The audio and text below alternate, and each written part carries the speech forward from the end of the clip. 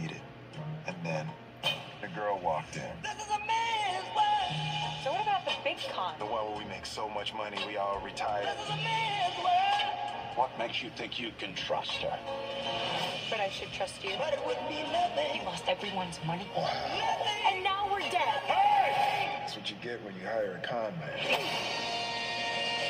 I still got it. Rated R experience. And welcome to Time About the Movies. Today we are taking a look at the three films that make up February 27, 2015. Almost 11 years after is to the day. Of course, that was yesterday, and coincidentally, that was on a Friday too. So, by the time the review for this, my original review for this would have come up, it would have been Sunday afternoon of March 1st. So, but anyway, enough of that. Let's talk about the movies this weekend, and we'll start off with the biggest one. That is Focus. In this one, you have Will Smith starring as an extremely accomplished con man who takes an amateur con artist, played by Margot Robbie, under his wing. Nikki and Jess have become romantically involved, and with Nikki's profession of being a liar and cheater for a living, he realizes that deception and love are things that don't go together. They split, only to see each other 3 years later, and things get messy again. The con movie is always kind of a mixed bag for me. For every Catch Me If You Can and A Fish Called Wanda, there's a Tourist and a Now You See Me. This is Focus, written and directed by Glenn, what's their names? I'm going to get their names confused here. Glenn Ficarra and John Requa. I literally have an article underneath my original review with their names on there. I was going to get it confused. I thought it was the other way around, but these are the two guys that also did Crazy Stupid Love, which was one of my favorite movies of 2011. And not only marks itself down as a great con movie, but it marks a triumphant return to form for Will Smith, whose last few movies up to this point were very disappointing. I'm talking about stuff like After Earth, and then he was in Winter's Tale the year before. That was a terrible movie. Yeah, some of those were pretty bad, and technically he was still kind of on a slum at this point, because his next movie was Concussion, which we'll get to at the end of the year, but that was not a good movie overall. So this might have been the bright spot of a weak period between 2012 and 2019 or something like that. I'm probably getting that mixed up. I'm probably getting that wrong, because there's probably a good Will Smith movie coming up down the road here, but he was in a couple of bad movies around this time period. But here, Will Smith returns to what we love about him. A great performance that is very reminiscent of all things Will from The Fresh Prince of Bel-Air. I mean, seriously, watch this movie and tell me you don't see a grown-up Will from Fresh Prince all grown up when you watch it here. I mean, it literally does feel that way, but it is one of the strongest performances he's given in a long time. Not only that, it's the first time I ever looked at Will Smith and thought to myself, you know, this guy's got a lot of Denzel Washington type of charisma to him. And I watched this movie, and in some scenes, I really did think he was channeling Washington overall. And Denzel Washington's my favorite actor, so, I mean, maybe that's why I got so invested in it, but part of the reason is that because of his co-star, Margot Robbie, who, of course, broke out big time with starring in stuff like About Time, and especially in The Wolf of Wall Street. I saw her way back in the day, if you want to call it 4 years back in the day, when she was on Pan Am, and I thought to myself, this chick is really good. She's going to be a big star if she gets the right material given to her. And sure enough, yeah, you know, she was on her way to becoming a great leading actress, as she has shown since then. I mean, Smith and Robbie do have a great chemistry together, so much so that you could see why David Ayer looked at this and said, these are the two I need to cast for my Suicide Squad movie. And, I mean, that movie didn't work out as a whole, but, I mean, they were good in that movie overall. Let's say this, they were the least of that film's problems, but, again, all a good time. We will get to that.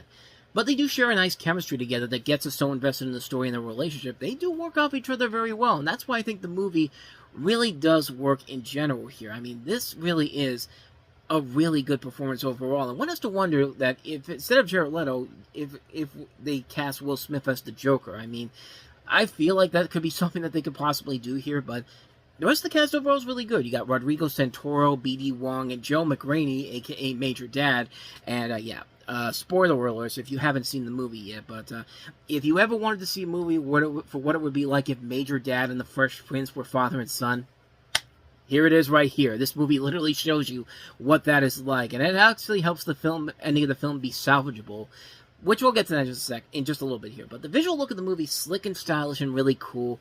I like a lot of the decisions they made in terms of the cinematography. There's a great twist on the car chase scene towards the end that we haven't seen done before that I thought was very unique overall. I thought it was very impressive. But it does have one of those endings that feels very, very underwhelming. It's because they throw on way too many twists and turns. It gets to the point where it's just like, wait, are we the ones getting conned here? Not to mention, there's a point where Will Smith gets shot during the scene, and the scientific applying to how he gets shot is way too specific. If you really look at it very carefully, it's just kind of like, you guys are making this more complicated than it needs to be, man. But, I mean, I think the ending could have been a little bit rewritten better. I think there could have been a more approachable ending than what they did with it. I think this would have been a near-perfect film if it had done that, but this is still a really damn good movie. I still enjoyed the hell out of it. I think the two leads work off each other very well. It's a great modern con movie. The comedy overall is very good. The style is very slick. The acting is really good. It's a movie that definitely is worth checking out. It was one of the more enjoyable movies I saw at the beginning of the year, and it's one that sadly kind of has gotten overlooked over the years, and I do say sadly because it is a really good film. If you haven't seen Focus, definitely check it out. It's definitely one of Will Smith's better movies he was making around this time period, so yeah, it's a good movie overall. A really good film. I recommend it very strongly, so. Now, let's go ahead and get to the crap, because just like the last couple of weeks we've had at least one good movie mixed in with a couple of bad movies, and here's yet another one, The Lazarus Effect. Back from the dead.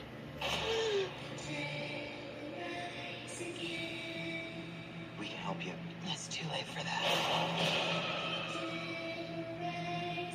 What did you do? I don't belong here. I never belonged here. Some people are destined for great things, and other people Just die. Rated PG-13. Oh, I'm sorry. Oh no, hands coming out from under the door.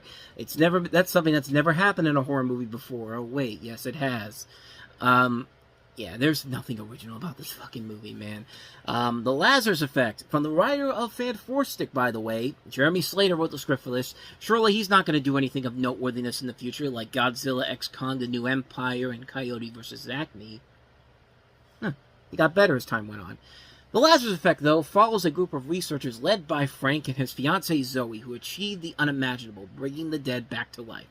After a successful yet unsanctioned trial on a newly deceased animal, the team is ready to unveil their breakthrough to the world. But when the dean of the university learns of their underground experiments, their project is unexpectedly shut down and their materials confiscated. Frank, Zoe, and the team take matters in their own hands, launching a rogue attempt to recreate their equipment, during which things go terribly wrong and one of their own, Zoe, is horrifically killed. Fueled by terror and grief, Frank pushes them to do the unthinkable, attempting to resurrect the first human test subject. Initially, the procedure appears to be a success, but the team soon realizes something is wrong with Zoe. And her strange new persona reveals itself. The team quickly becomes stuck in a gruesome reality. They are no longer faced with the questions of whether they can bring someone back to life, but rather the wrath of her return.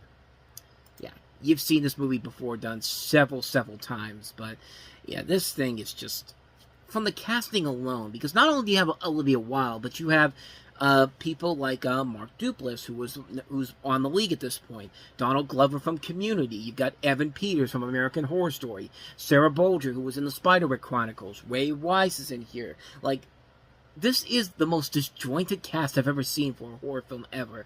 I mean, you can tell they're trying to do the kind of the Flatliners type of thing, where, you know, can you bring somebody back to back from the dead if they've been, you know, if their heart stops beating for a couple minutes. They do something kind of like that mixed in with the whole idea of there's a little bit of the fly in there. There's also, I wouldn't be surprised they even threw a little bit of real life elements with the whole story about the cloning of the cloning of a goat back in the day. Could you do that with a human? That's just wishful thinking on my part, but yeah, there's some good ideas, but bad execution. And this is the type of film that falls into the category of a typical schlocky horror film where people do stupid decisions and it backfires on them tremendously. And sure enough, that's exactly what happens here.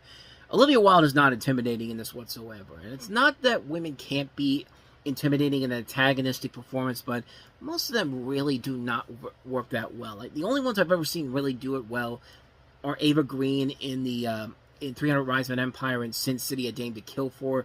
And I know there's other ones too, but that's just a more recent one I can think of up to this point. But yeah, it's hard to really do that. It's hard to do that in a situation like this. And yeah, in this movie, it just doesn't work in general. When you have her, you know, she looks cool with those eyes that she has, but other than that, though, they're not really giving her a whole lot to do in terms of, like, being legitimately terrifying or something that really makes her intimidating whatsoever. And it's just not there with this performance in general here. The movie itself is just forgettable.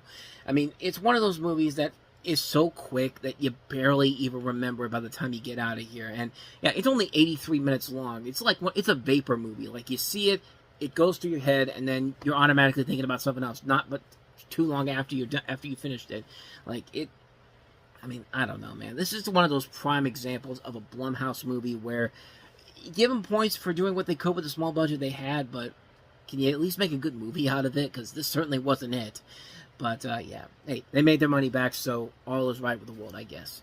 For them, I guess. But, hey, they never made a sequel to this, so that's probably a good thing. But, so, not much more to say about that one. That's The Lazarus Effect. So, let's go ahead and move on to our last movie that we have here, and that's David Cronenberg's latest film, Maps to the Stars. Isn't a very glamorous job? I would be the most loyal personal assistant you've ever had. I need you to pick up some prescriptions. Ambien, Vicodin, Zoloft. I think you're a little crazy. Go back to Kansas, Dorothy.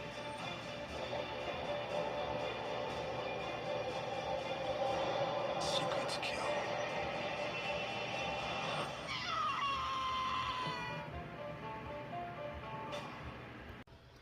Yep, it's Cosmopolis all over again, although nowhere near as bad as Cosmopolis is, because Cosmopolis is a pretentious piece of garbage to the extreme levels. This one's not that bad, but still not great either.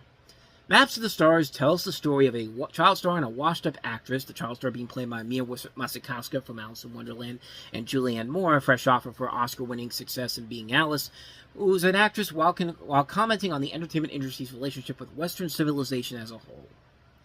It's another one of those movies where it's trying to get a message across to you and doing it in the most mundane and boring way possible.